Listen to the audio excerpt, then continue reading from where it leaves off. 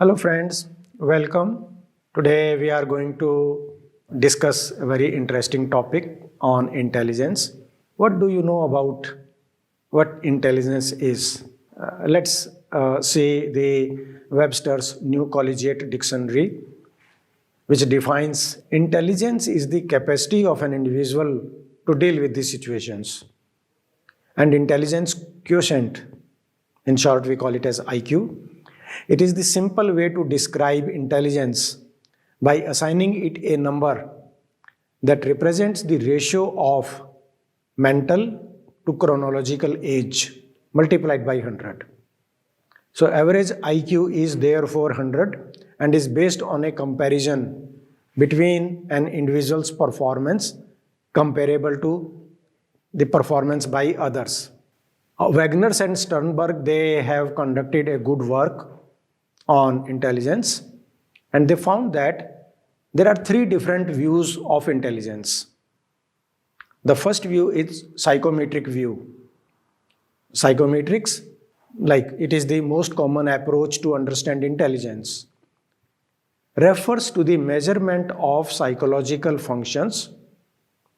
Hence, the psychometric view of intelligence is that which is based on a measurement approach. The second view is known as Piaget view. Now, Piaget treats intelligence as an active process involving progressive adaptation through the interplay of assimilation and accommodation. Hence, the outcomes of intelligent activity are reflected in a cognitive structure. And therefore, the Piaget's development theory treats change as a prime factor. Like with change in age, the cognitive structure of an individual changes. And the third view of intelligence is referred to as the information processing view. This view is more qualitative than quantitative. In this view, intelligence is defined in terms of processes rather than to measure its products. If we study human intelligence, this field has grown a great deal as human intelligence is constantly evolving and it is dynamic. And there have been great contributions by psychologists like Coles, Gardner, Goleman, Haas, Hogg, Kruger and Dunning, Mayer and Oslovey, etc. They have immensely contributed to this field of human intelligence. Now, in the area of human intelligence, the work by Robert Sternberg is considered among the outstanding works. In 1985, he propounded the triarchic theory of human intelligence and related the concept of human ability and success. He suggested that a successful intelligence may be treated as a set of mental abilities used to achieve one's goals in life, given the socio-cultural context, through adaptation to selection of and shaping of environments. There are various theories of intelligence, and here we shall focus on the intelligence and the theory of multiple intelligences, which was developed by Howard Gardner. Howard Gardner was a professor at Harvard University in the United States. He believed that there are at least 8 distinct intelligences possessed by all people, and that every person has developed some intelligences more than others. This is evident from the fact that some people learn a concept more quickly than others. And you could have experienced that sometimes, however hard you may try, you are not able to grasp a certain matter. The theory of multiple intelligences explain the reason. Dr. Howard Gardner defines intelligence as an ability to solve a problem or fashion a product that is valued in one or more cultural settings. He suggested that intelligence is not fixed and that it can be learned as a set of abilities and skills to apply to any situation at any given time within any given context. When you master all of your intelligences, then you really use the full potential of your brain power. Gardner reported that a person can be intelligent in many ways. He further found that the traditional intelligence tests are not adequate to measure all the ways to become intelligent. According to Gardner, there can be more than the 8 ways to be intelligent. It means you can be intelligent in terms of linguistic, that is words, logical, mathematical, that is numbers, spatial, that is pictures, musical, means musical or rhythmic, bodily, kinesthetic, that is related to movement, intrapersonal, pertains to self, interpersonal, pertains to other people, and naturalists, like related to plants and animals. So let us understand the 8 intelligence of Howard Gardner's theory. The one is visual spatial, and here it is that intelligence which is the ability to perceive the visual spatial world accurately and represent this world internally in one's mind. We can see this type of ability in architects, artists, sculptors, cartographers, anatomists, and scouts. The other type is bodily kinesthetic. It is that ability to use one's body or body parts such as hands and fingers to solve problems or express ideas. And we can see this type of ability in athletes, dancers, actors, and mimes. Then we have musical rhythmic. It is the ability to think in music, hear music almost continuously, and recognize musical patterns, remember them, and transfer them. We can see this type of ability in musical performers, people who love to play musical instruments or sing, and people who enjoy listening to music. Another type of intelligence is linguistic, which is the ability to use language effectively, either in oral or written form, to express ideas to others. We can see this type of ability in writers, poets, storytellers, lawyers, editors, journalists, and hopefully college textbook authors. Let us see logical mathematical intelligence. It is the ability to use numbers and operations mathematically and to reason logically. We can see this type of ability in mathematicians, accountants, statisticians, scientists, and computer programmers. We have intrapersonal. This is that ability where one understands oneself, knows who oneself is, knows one's own strengths and limitations, and to act in accordance with this self-knowledge. We can see this type of ability in people who exhibit self-discipline and personal authenticity. There is another interpersonal, which is social intelligence.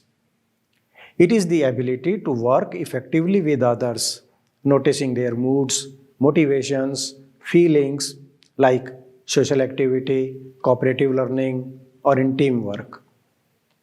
These persons are able to relate to other people and display empathy and understanding, to notice their motivations and goals. Another intelligence is naturalistic, which is the ability to discriminate among living things and exhibit sensitivity to one's natural surroundings.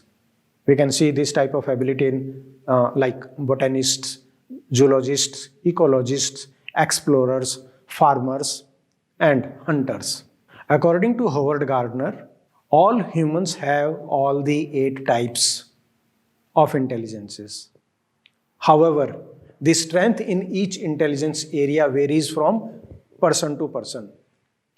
The goal of the teacher is to develop a repertoire of learning activities and approaches that capitalize upon each of the 8 intelligences in order to help students use their combination of intelligences to be successful in school, to help them learn whatever it is they want to learn, as well as what the teacher and the society believe they have to learn. The idea is not to teach every subject in 8 different ways. That is not the idea. And the idea is not even to ensure that every student develops every intelligence. The best use teachers can make of their understanding of Gardner's theory of multiple intelligence is to help them identify and respond to students' needs. There are great implications of this theory. The theory of multiple intelligences proposes a major transformation in the way our educational institutions are run. It suggests that teachers be trained to present their lessons in a wide variety of ways using music, cooperative learning, art activities, role play, multimedia, field trips, inner reflection, and much more. But there are certain criticism to Gardner's theory from both psychologists as well as educators. These critics argue that Gardner's definition of intelligence is too broad and that his 8 different intelligences, they simply represent talents or personality traits and abilities. Gardner theory also suffers from a lack of supporting empirical research. The critics, they proclaim about that. But despite this, the theory of multiple intelligences, it enjoys considerable popularity with educators. Many teachers utilize multiple intelligences in their teaching philosophies and work to integrate Gardner's theory into the classroom. Learning more about multiple intelligences can help us better understand our own strengths. Continue reading to learn more about major characteristics of each type of intelligence, and if you still aren't sure which type describes you best, there are certain tests which you can conduct about it to find out that which type of intelligence, say the major characteristic you represent. There are certain dimensions of intelligence. They are successful intelligence, practical intelligence, moral intelligence, social intelligence, and emotional intelligence. So, what is successful intelligence? Now, you remember Sternberg, a psychologist, educationist, researcher, he suggested that for successful intelligence, there are 3 components that are, although distinct, yet broadly interrelated. They are analytical, creative, and practical thinking. So, practical intelligence. It is the ability to respond well in a situation, to be able to determine how to achieve goals, to display awareness to the world around you, and to display interest in the world at large. Let us see moral intelligence. When a person is able to decide between what is right and what is wrong, it is called as moral intelligence. Moral intelligence lets us make decisions which are not only beneficial to us, but also to others who are around us. The another type is social intelligence. Social intelligence is given significant attention in the literature on management and organizational psychology. Here, a person develops an ability to understand other people, what motivates them, how they work, how to work cooperatively with them. This intelligence is very much beneficial to those who have to deal with groups or masses, and thus an understanding of others helps them achieve their goals effectively. You must have noticed how a salesperson sells their product by making one realize that this product is essential for them. Similarly, the politicians and religious leaders, they possess a high degree of social intelligence and motivate the people through their impressive skills. Let us discuss emotional intelligence. It is this type of social intelligence that involves the ability to monitor one's own and others' emotions, to discriminate among them, and to use this information to guide one's thinking and actions. And Goleman, another psychologist, proposed that the emotional intelligence is the skill that helps people harmonize and should become increasingly valued as a workplace asset. Salovey and Mayer, they have categorized emotional intelligence into 5 domains. One is self-awareness, observing yourself and recognizing a feeling as it happens. Then managing emotions, which means handling feelings so that they are appropriate, realizing what is behind a feeling, finding ways to handle fears and anxieties, anger and sadness. Then motivating oneself. channeling emotions in the service of a goal, emotional self-control, delaying gratification, and stifling impulses. Then we need to have empathy, which is sensitivity to others' feelings and concerns and taking their perspective or appreciating the differences in how people feel about things.